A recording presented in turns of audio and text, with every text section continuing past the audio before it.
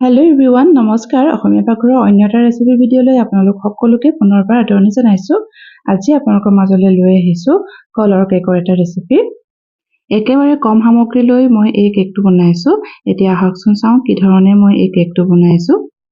প্ৰথমতে দুটা জাহাজী কল লৈ লৈছোঁ। আপোনালোকে যিকোনো কল লৈ ল'ব পাৰে।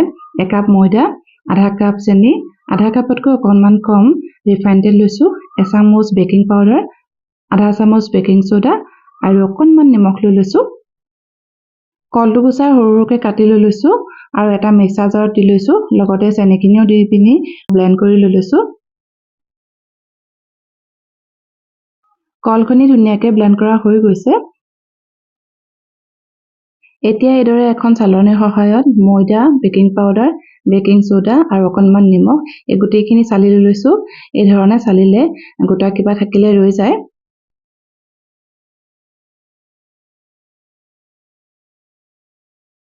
এতিয়া কলৰ মিশ্ৰণখিনি ইয়াত দি লৈছোঁ আৰু ভালকৈ মিহলাই লৈ লৈছোঁ।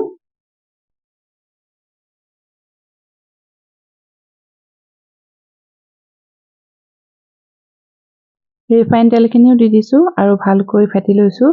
যিমানে ভালকৈ ফেটা হয় সিমানে কেকটো ছফ্ট হয় আৰু খাবলৈও ভাল হয়।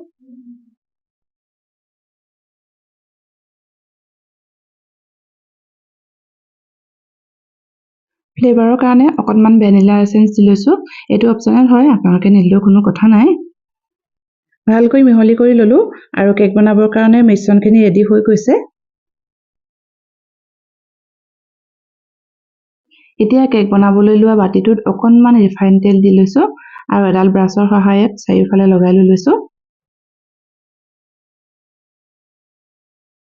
আৰু এখন বগা কাগজ লৈ কেকৰ বাতিটোৰ চাইজত ভালকৈ কাটি লৈ লৈছোঁ।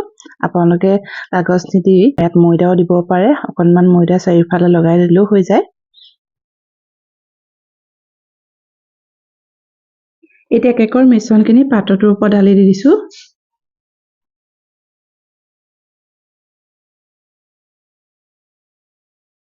এনেকৈ দুই এবাৰ টেপ টেপ কৰি মাৰি দিছোঁ। এই ধৰণে মাৰিলে ভিতৰৰ এয়াৰ বাবলছবিলাক ৰৈ নাযায়।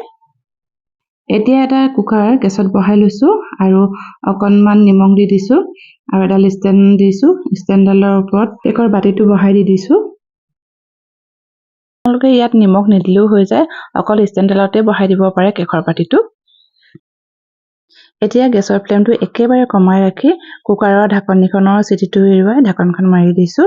40 বা 45 মিনিটৰ কাৰণে ৰাখি দিছোঁ। মাজতে কুকাৰৰ ঢাকনিখন গুচাই কেকটোৰ ওপৰত কেইটামান আলমণ্ড বাদাম, কেইটামান কাজু বাদাম দি দিছোঁ।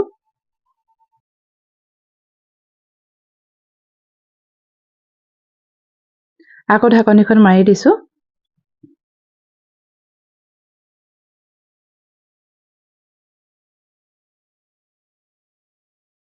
কেকৰ ভিতৰখন ভালকৈ সিজিছে নে নাই চাবৰ কাৰণে এডাল কাঠি লৈ লৈছোঁ। আপোনালোকে টুথপিকো লৈ ল'ব পাৰে আৰু এনেদৰে ভিতৰলৈ সোমোৱাই চাব।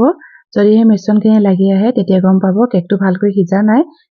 আৰু মোৰ ইয়াত কেকৰ মিশ্ৰণখিনি লাগি অহা নাই কাৰণ কেকটো ভালকৈ সিজি গৈছে। এতিয়া গেছটো অফ কৰি ঢাকনখনে ঢাকি ৰাখি দিছোঁ ঠাণ্ডা হ'বৰ কাৰণে। কেকটো ঠাণ্ডা হৈ গ'ল আৰু কুকাৰৰ পৰা উলিয়াই ল'লোঁ। এতিয়া চুৰি কটাৰী এখনেৰে এইদৰে ঘূৰাই দিছোঁ। এই ধৰণে ঘূৰাই ল'লে কেকৰ বাতিটোৰ পৰা কেকটো ধুনীয়াকৈ ওলাই যায়।